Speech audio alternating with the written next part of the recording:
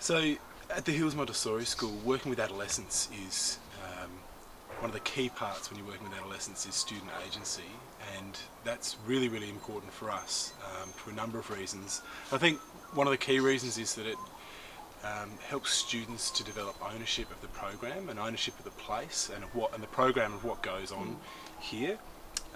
So there's a number of ways that we enable student agency here. One of them is to do with the development of our site, so the work within the community. The students have a whole stack of input around what projects get taken on. So we've got pizza ovens down here that the students have built. We've got paved terraces, and this deck that we're standing on was a student project. And I think what happens there is the kids know that they can actually see that they can change the landscape, they can change the environment. And that's really important because that develops that real sense of ownership. And so on a Friday afternoon we'll have community work time from lunchtime, and that's when the kids will get involved with these building projects, or they're maintaining the school. They might be fixing something, they might be doing a whole lot of cleaning, so it's not always glamorous work. But in the end, the kids own what they do, and it really kind of hit home to us recently when we had some speeches at our graduation, and the senior students said to the students coming up through the program, look after this place because it's our place, and now it's your place. So for adolescents to be saying that about their place, it's a pretty amazing thing, but it all comes from that agency that they have. We also think that we also embed agency in the way that the students learn at this school, and I think a lot of schools take on these kind of things. I guess a key kind of defining characteristic for us is around how the students have agency over how they spend their time, so how they spend their work time. There is the first part of the morning, the students can choose what they're going to spend their time doing. So it might be they're going to work on their maths, or they're going to work on their history, or they're going to work on science. And that's really important again because they're able to manage their time and manage their learning. And that's a really key skill because beyond school and outside of school, you don't tend to have someone saying, now you need to work on this project, now you need to work on that project. You have to make those decisions yourself. So that's a really important skill for them to learn, and that comes out of their agency.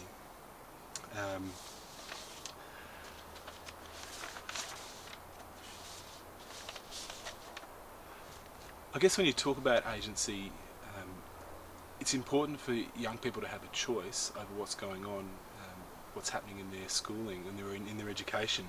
But I think sometimes we'll give young people a choice. You can do this or you can do this, and they make a choice, and then we go off and do that for them. But for us, what's really crucial is that when they make the choice, they also need to be prepared to do the hard work to realise that choice or that idea or that decision. So it's that tension between making the choice, which is often really empowering, and actually then doing the work to follow up on that choice. So having authentic control over the way money is spent, the way time is spent, the way resources are used is crucial. And we set up a number of different structures to make that happen. We're a small school, but one of the reasons we're a small school is because we want to be able to have a community meeting where every student in the school can have their voice heard. They can raise their hand, they can raise an issue, they can thank other people, they can acknowledge the hard work that their peers are doing.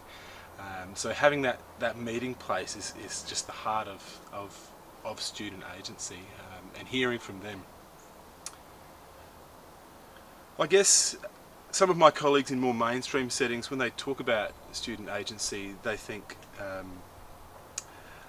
that we give young people, or give the students unlimited freedom, and it's not like that at all.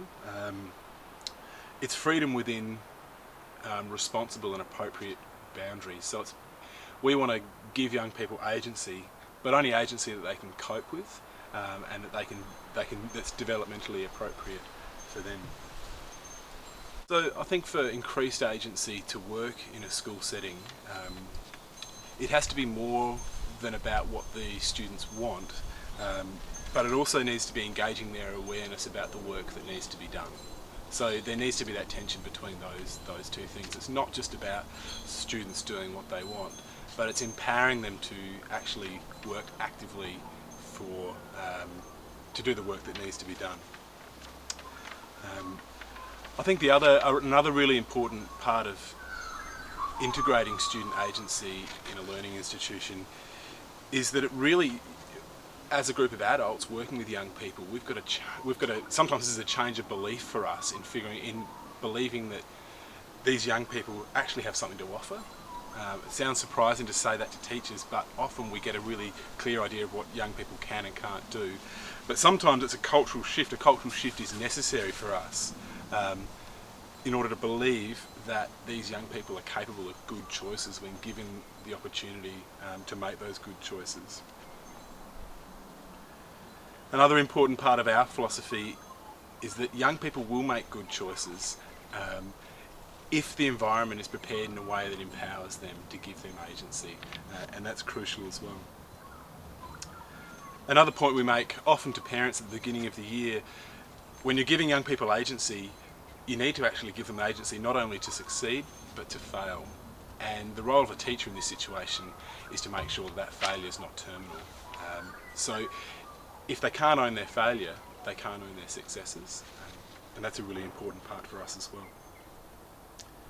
I guess one last thing is going back to the students' learning, giving them authentic ways to express their learning and to actually to learn.